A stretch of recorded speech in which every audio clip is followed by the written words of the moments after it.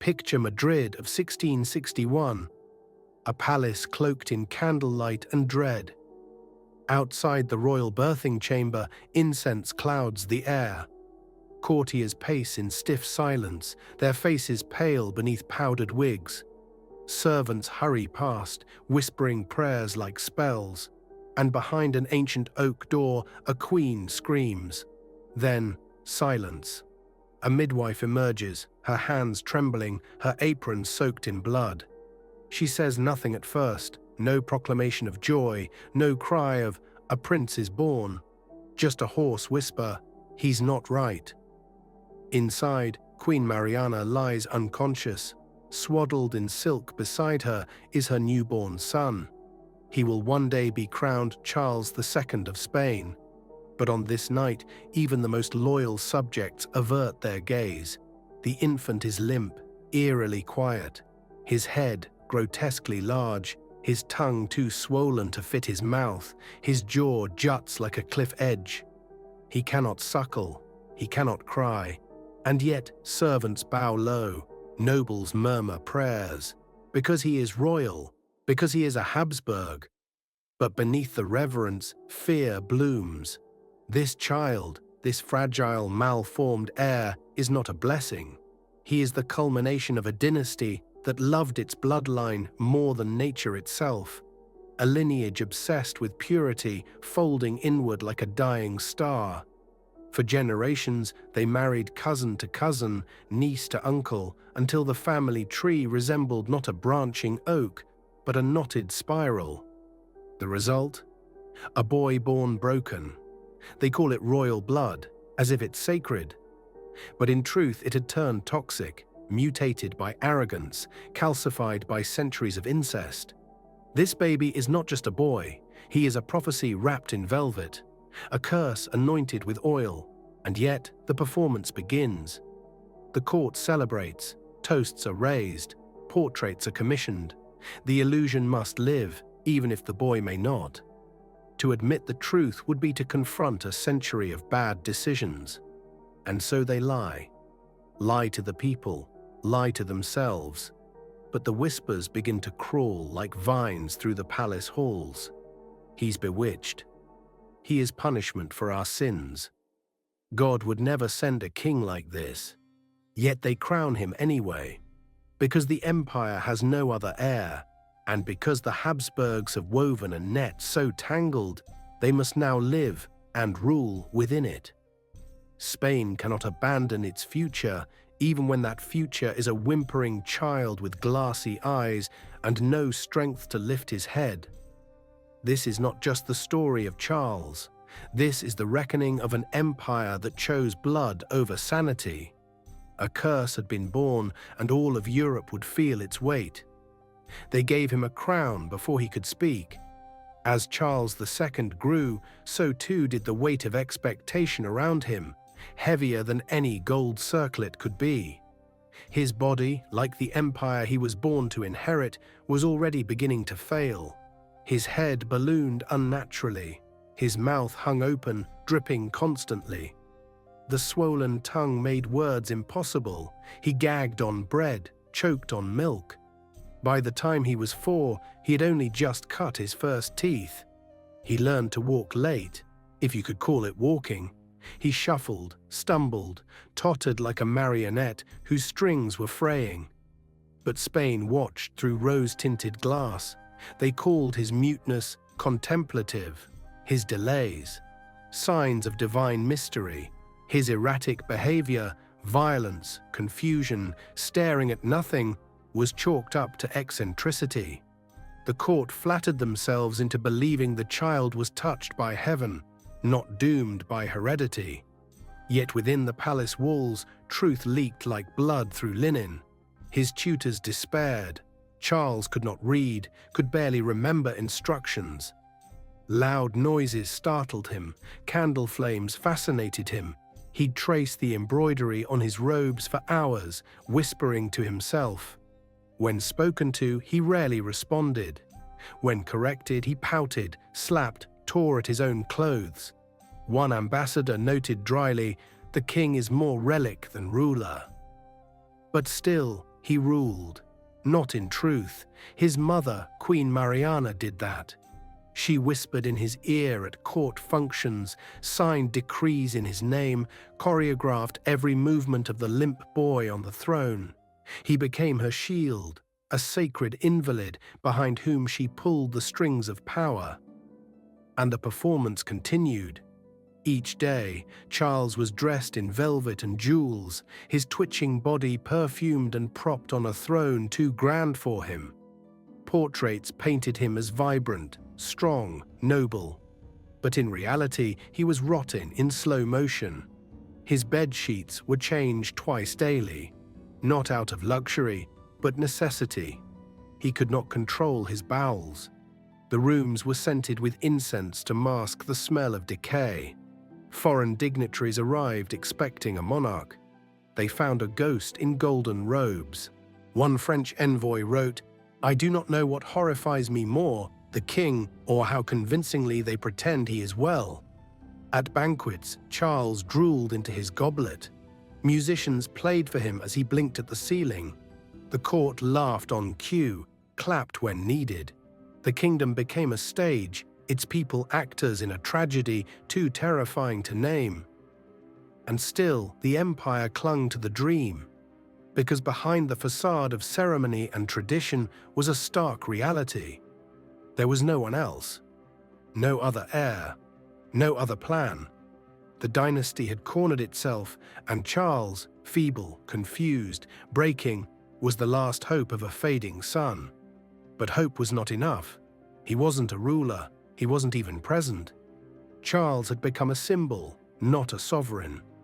A broken figure elevated by generations of delusion.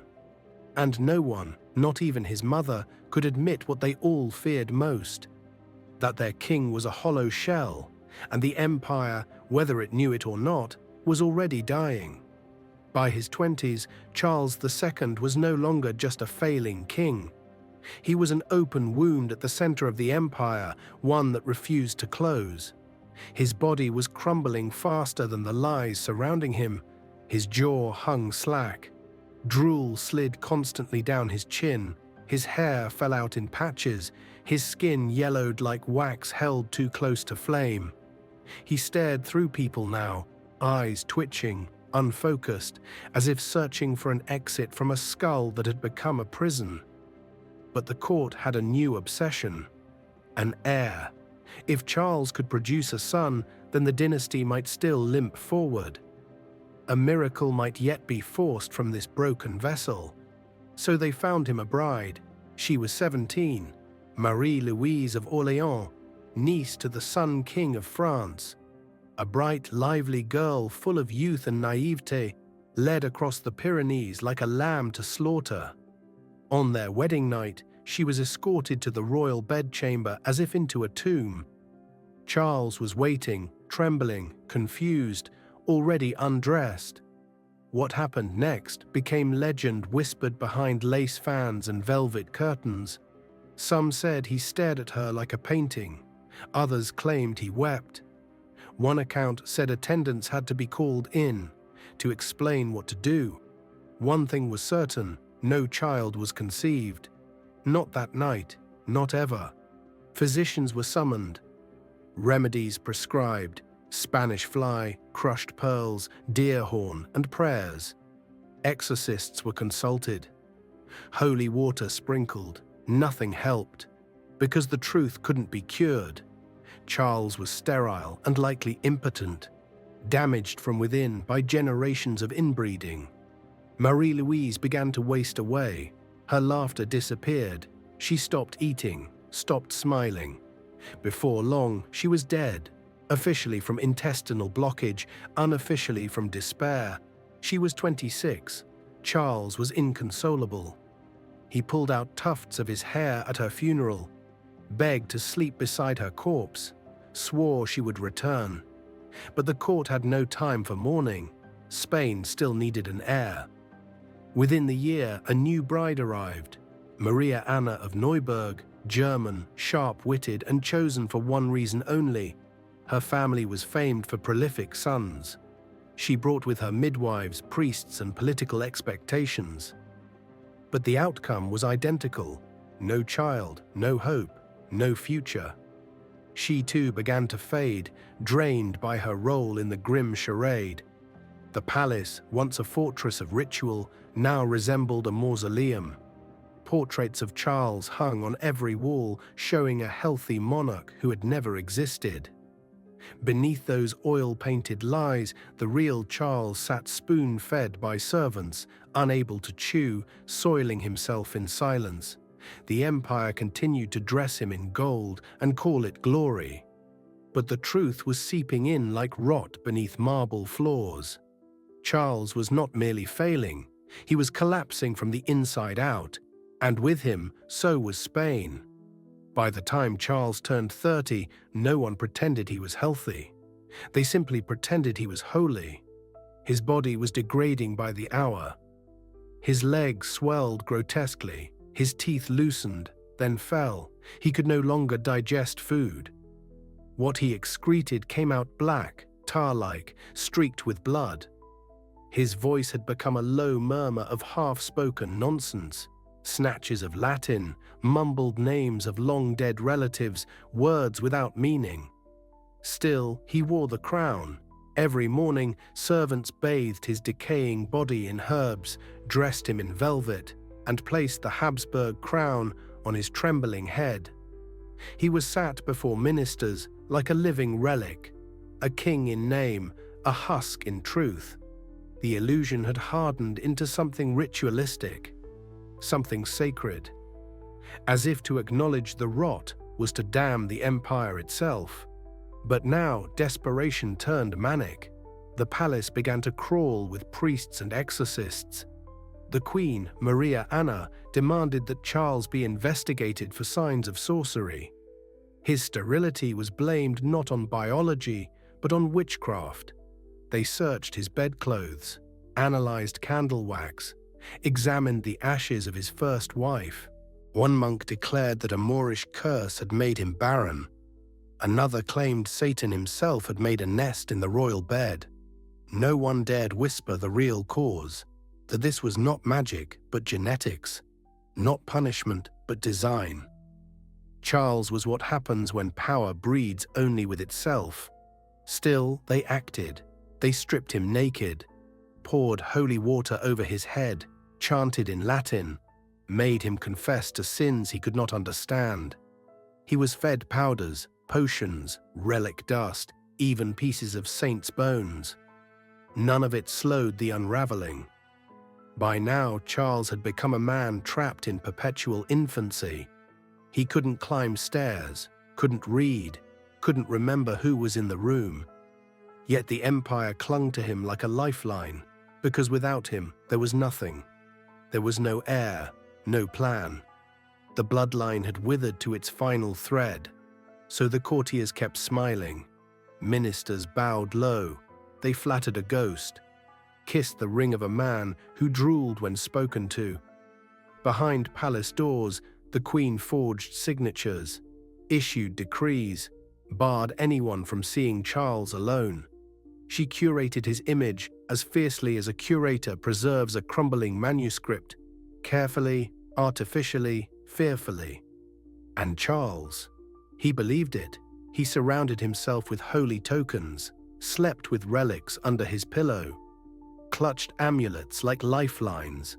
He asked monks to chase the demons from his bones, because the alternative, that he was simply the final echo of a cursed lineage, was too terrifying to face. He wasn't cursed, he was the curse. By 38, Charles II was barely human.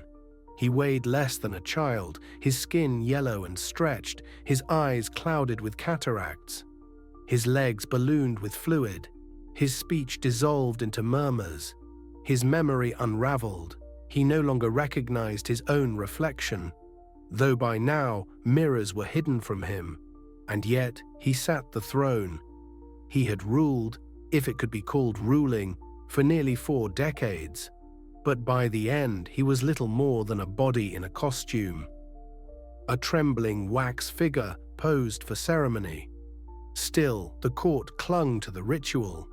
Because his death would bring more than mourning, it would bring chaos. There was no heir, no sons, no nephews, no cousins fit to rule. The great Habsburg dynasty, once the masters of half of Europe, had run out of blood. The vultures had long been circling. France wanted the throne. So did Austria. Courtiers schemed. Foreign agents whispered in the shadows. The Queen tried to manipulate succession with forged letters and phantom alliances. Everyone feared what would come the moment Charles stopped breathing. And Charles, ever the pawn, was the last to know. In his final months, his body became a shrine to collapse. His stool turned black, foul with blood. His hair came out in clumps. His testicles withered. His heart slowed. His breath rasped. Still they dressed him in gold. Still they kissed his ring. Still they said, "Long live the king." When death came, it was quiet. He lay in his chamber beneath heavy velvet sheets, surrounded by incense and relics. His lips moved without sound. His eyes drifted.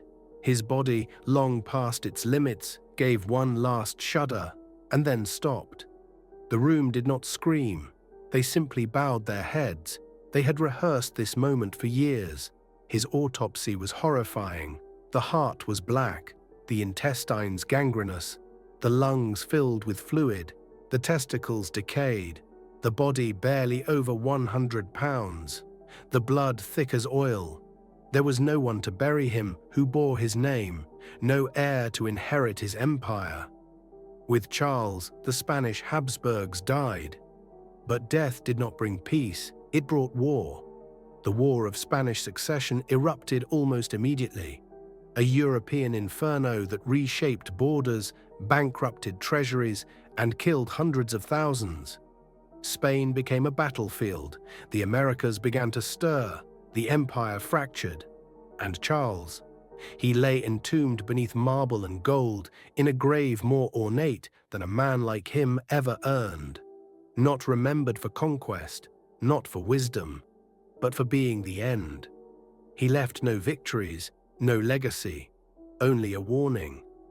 That when power becomes inheritance instead of responsibility, when bloodlines matter more than competence, when rulers believe themselves untouchable, they don't just fall, they decay. Charles II did not destroy the empire.